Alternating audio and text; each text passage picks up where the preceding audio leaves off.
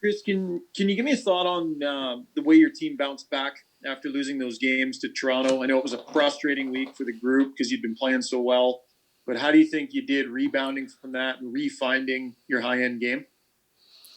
Yeah, I think it proved to us kind of the way we got to play to be successful. And credit to Toronto in those 3 games. They out executed us, outworked us. So we need to get back to what was making us successful earlier, simplifying our game a bit, getting the puck up the ice to our forwards quicker, and getting people in traffic to the net. So it it's something that could have went either way, and I thought we did a good job of elevating our game after it.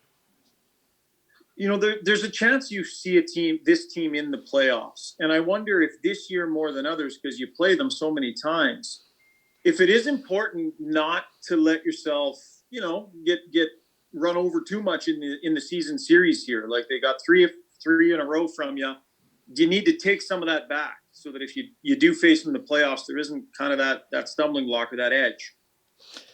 Yeah, I think it's more of about the type of game we bring in to the next two here. It's the way they outcompeted us and kind of outplayed us that was disappointing for our group. But we got a big chance here, like you said, 2 games here, and we got a chance to right that wrong kind of. So obviously they had a big win last night, so they're feeling pretty good. So it should be a good test, and we got some fresh legs. So it's definitely a game we've been looking forward to. Rob Kichikowski, Post Media.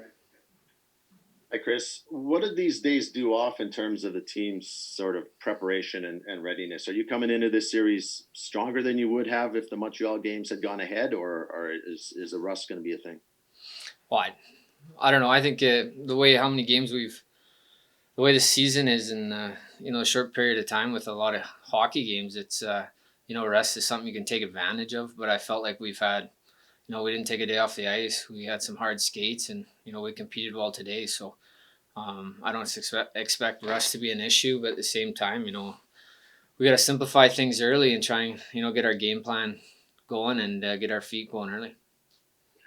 Is there an element of doubt that the team needs to kind of squash early on, prove to yourselves and them? Like, what's the mindset for you guys going into this series with Toronto?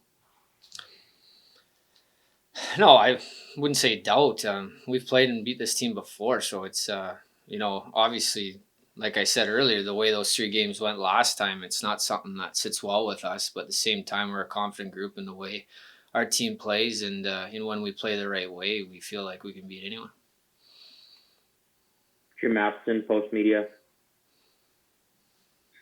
Kris, at your point in your career, are you expecting that from every game you're going to be playing with a different partner? No, we played with the same partners here the last few games, and that's just part of this kind of crazy COVID year where we have a lot of guys on roster, and we got to make sure that guys are ready just in case something happens, and guys are coming in and out. So I think as a D group, we've been pretty good of filling in shoes and guys stepping in and playing minutes. So it's just something we've adapted to, and we'll continue to, who's ever in, try and have a good strong 6D outing. But if you play, say, left side with Adam Larson, who's played a long time in the league, and as you have, and then you find yourself playing with Ethan Bear, does your game change a little bit in terms of mentorship? I think you try and bring the same style of game you play. There's obviously going to be differences just in the way the two guys play, and but communication's a big part of it. I think especially before you going out to the game, little habits that you want to do with your D partner is bigger than more so than maybe some of the stuff that happens on the ice. And those are 2 great players you're talking about. So it doesn't hurt me playing with either of them. So it's an advantage when you have the right-handed players that we have on that in the defensive. So it's a lot of skill and a lot of shutdown ability there. Thank you.